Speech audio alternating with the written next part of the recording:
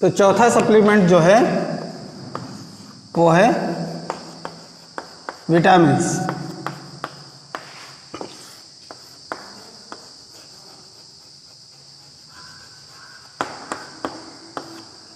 देखिए विटामिन्स के बारे में। विटामिन्स क्या होते हैं? ये जटिल कार्बनिक पदार्थ होते हैं। पहला पॉइंट आप लिखेंगे, ये जटिल कार्बनिक पदार्थ होते हैं। इनका काम क्या होता है? ये शरीर को प्रतिरक्षा प्रदान करते हैं। ये शरीर को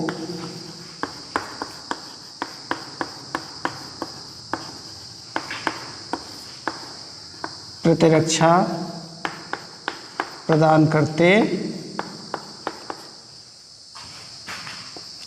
एक चीज़ तो ये हो गई कि ये जटिल कार्बनिक पदार्थ होते हैं और ये शरीर को प्रतिरक्षा प्रदान करते हैं। दूसरी बात यह है, इनकी कमी से जो अपूर्णता रोग होते हैं,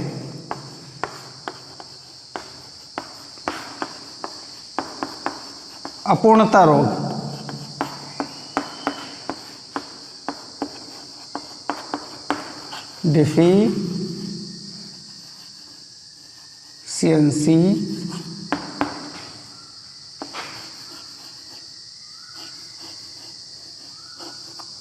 डिफिशियंसी डिजीज,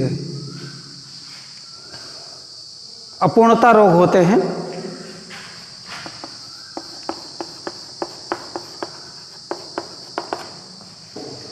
ठीक है भाई। इसके अलावा ये वृद्धि कारक भी होते हैं, ग्रोथ फैक्टर्स का भी काम करते हैं। वृद्धि कारक,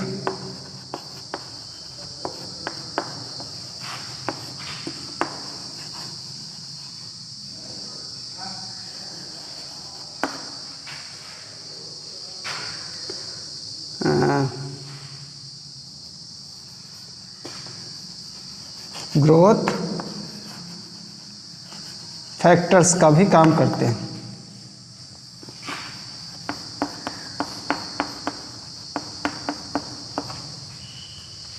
तो ग्रोथ फैक्टर्स का काम करते हैं और मुख्यतः जो विटामिन्स होते हैं वो दो प्रकार के होते हैं। मुख्य रूप से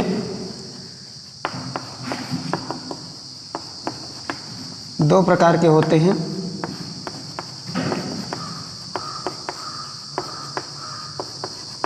एक होते हैं जल में घुलनशील,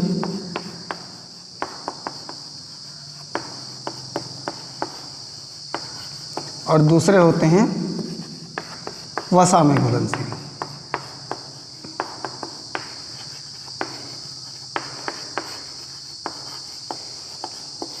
जल में घुलनशील विटामिन कौन कौन से होते हैं? विटामिन बी और सी। विटामिन बी और विटामिन सी।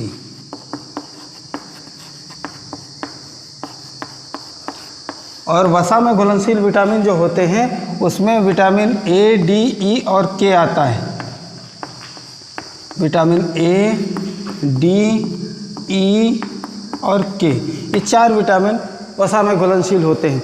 विटामिन्स के बारे में पूरा विस्तार अगर आप पढ़ना चाहते हैं तो दूसरा वीडियो पड़ा हुआ है, उसको देखें, पढ़ें और नोट्स बनाएं। तो विटामिन्स के बारे में जान लीजिए, ये जटिल कार्बनिक पदार्थ होते हैं, शरीर को प्रतिरक्षा प्रदान करना इनका कार्य होता है और इनकी कमी से अपूर्णता रोग यानी डिफिशियंसी डिजीजेज होती हैं। ये वृद्धि कारक, ग्रोथ फैक्टर्स का भी काम करते हैं, वृद्धि में सहायक होते हैं।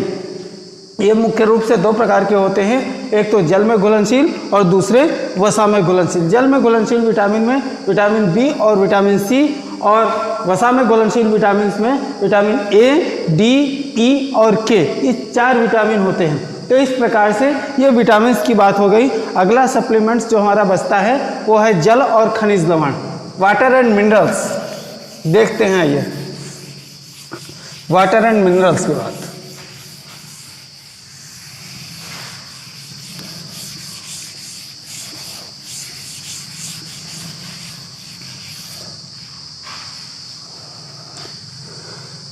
पांचवा,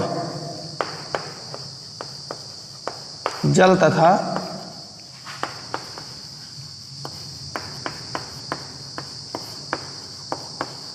खनिज लवण, वाटर एंड मिनरल्स, या यूं कह लीजिए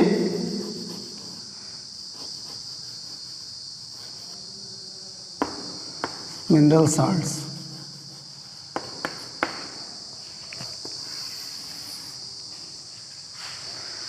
वाटर और मिनरल साल्ट,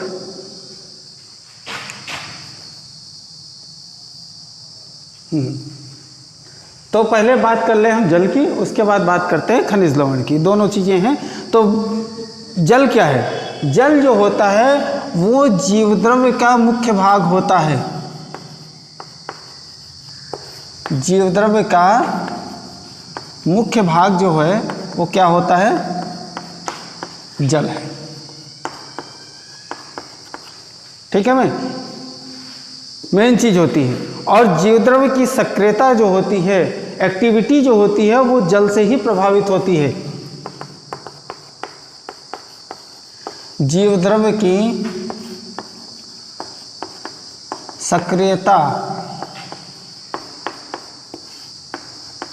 जल से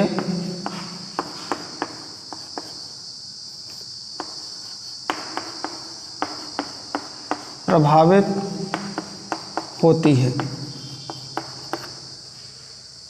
ठीक है भाई, जीवद्रव्य की सक्रियता जल से प्रभावित होती है। और इसके अलावा जल जो है वो सार्वत्रिक विलायक माना जाता है, यूनिवर्सल सॉल्वेंट के रूप में यूज़ होता है। और यूनिवर्सल सॉल्वेंट होने के कारण शरीर में होने वाले सभी जैविक क्रियाएं, जितनी भी जैविक क्रियाएं शरीर के अंदर होती हैं, उन सब में जल भाग लेता है। ठीक है, तो तीसरा पॉइंट जो आपका बनेगा जल का, वो जल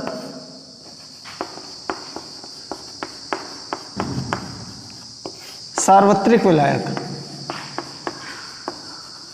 मतलब यूनिवर्सल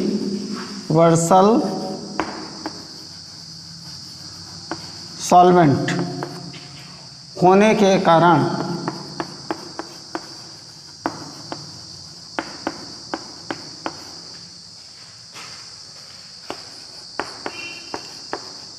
शरीर में होने वाली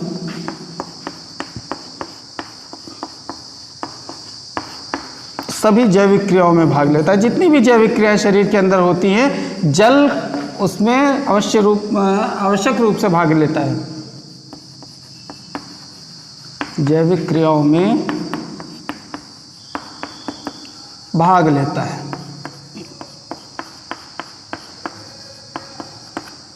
ठीक है भाई। और एक चीज होती है, ये शरीर के ताप नियंत्रण में और पदार्थों के स्थानांतरण में भी सहायता करता है। चौथा पॉइंट है यह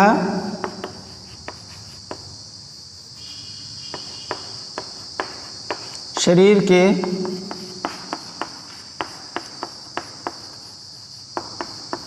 ताप नियंत्रण में और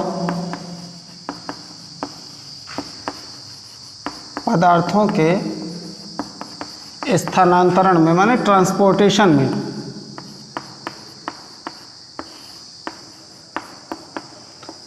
भाग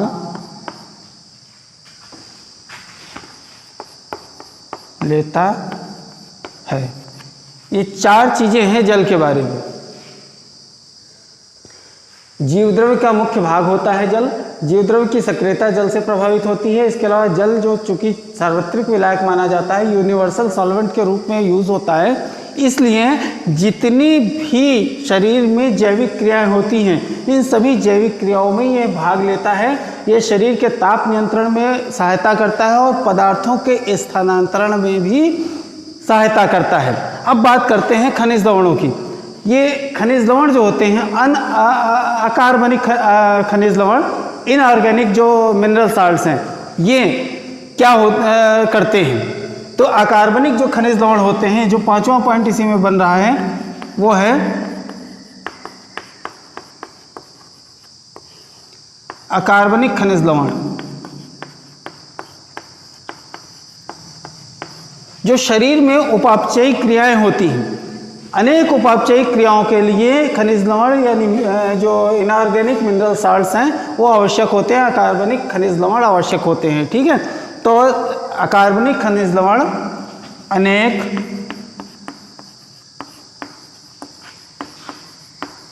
उपापचयी क्रियाओं के लिए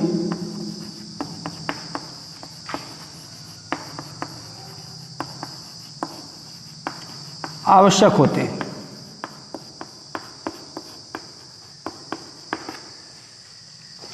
इसके अलावा क्या काम होता है, ये शरीर के जो विभिन्न अंग होते हैं, पार्ट्स होते हैं, उनके निर्माण में भी सहायक होते हैं, शरीर के विभिन्न अंगों के निर्माण में। ठीक है,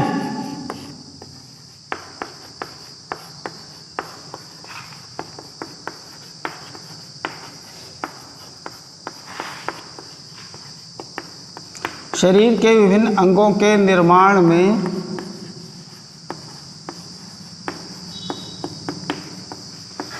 हमारे शरीर को इनकी अल्प मात्रा में ही आवश्यकता होती है, ज़्यादा नहीं आवश्यक होते हैं, लेकिन फिर भी इनकी आवश्यकता हमारे शरीर को रहती है। अब जैसे शरीर के विभिन्न अंगों का निर्माण करते हैं, तो अब जैसे आपको पता है, जैसे दांत हैं और हड्डियां हैं, इनके लिए कैल्शियम और फास्फोरस जो होती है उसकी आवश्यकता होती है। देख लीजिए, जैसे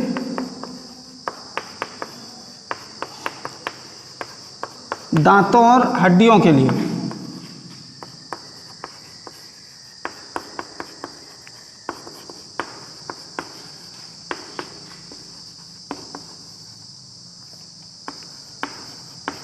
कैल्शियम और फास्फोरस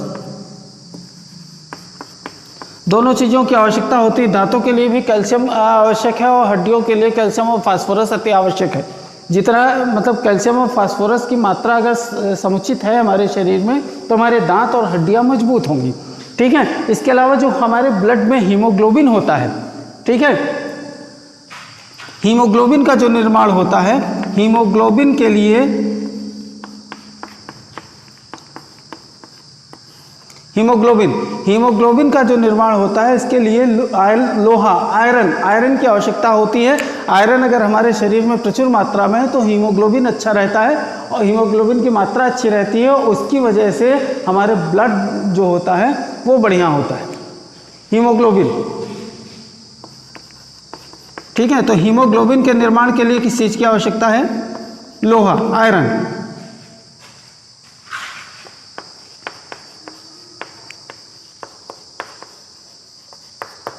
ठीक है मैं, और इसके अलावा जो थायरॉक्सिन हार्मोन होता है, ये जो थायराइड ग्लैंड होती है आपके गले में, इसमें बनता है एक हार्मोन जिसको बोलते हैं थायरॉक्सिन हार्मोन। और इस थायरॉक्सिन हार्मोन के लिए जो है आयोडीन की आवश्यकता होती है।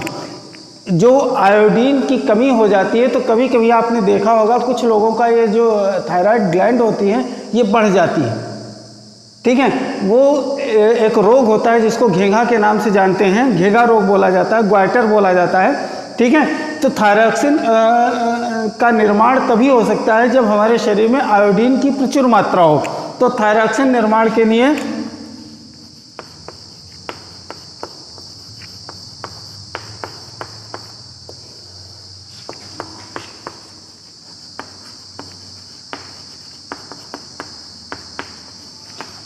आयोडीन आवश्यक होता है।